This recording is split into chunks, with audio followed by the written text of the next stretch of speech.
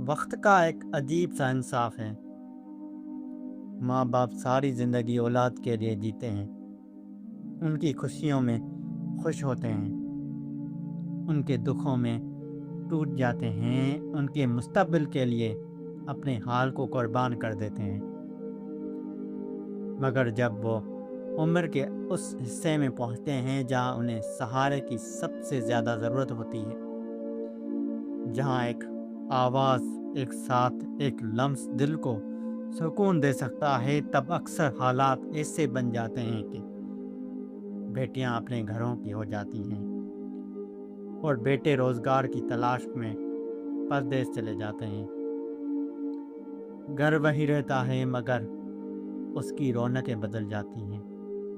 وہ آنگن جہاں کبھی کہہ کے گونجتے تھے، وہاں خاموشی اتر آتی ہے۔ وہ دروازہ جو ہر وقت کھلا رہتا تھا اب کم ہی کھٹکتا ہے۔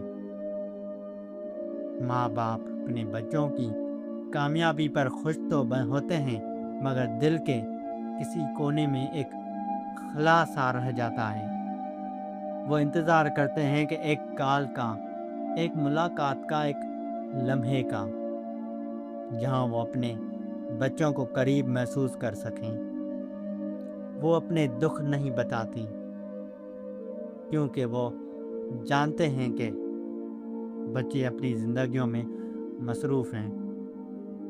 وہ اپنی تنہائی کو عادت بنا لیتے ہیں، اپنی خواہشات کو محدود کر لیتے ہیں، مگر دل پھر بھی اولاد کے لیے دھڑکتا رہتا ہے۔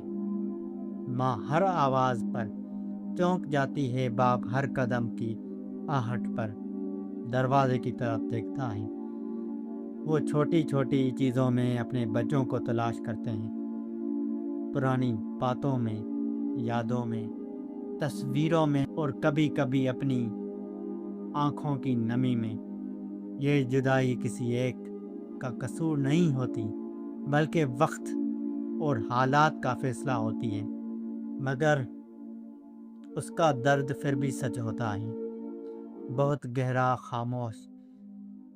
اس لیے ضروری ہے کہ فاصلے چاہے جتنے بھی ہوں، دلوں کا تعلق کم نہ ہونے دیا جائے۔ وقت نکالا جائے، بات کی جائے، حال پوچھا جائے، کیونکہ ماں باپ کو ہمیشہ بڑے سہاروں کی نہیں بلکہ چھوٹے چھوٹے احساس کی ضرورت ہوتی ہے۔ ایک فون کال، ایک ملاقات، ایک خلوص بھرا جملہ ان کے لیے دنیا کی سب سے بڑی خوشی بن جاتا ہے، کیونکہ آخر میں ان کے لیے سب سے قیمتی چیز اولاد ہی ہوتی ہے، اور جب وہ قریب نہ ہو تو زندگی کی ہر سہولت بھی ادھوری لگتی ہے۔ یہی وہ حقیقت ہے جو وقت کے ساتھ ساتھ سمجھ آتی ہے، مگر اکثر دیر سے۔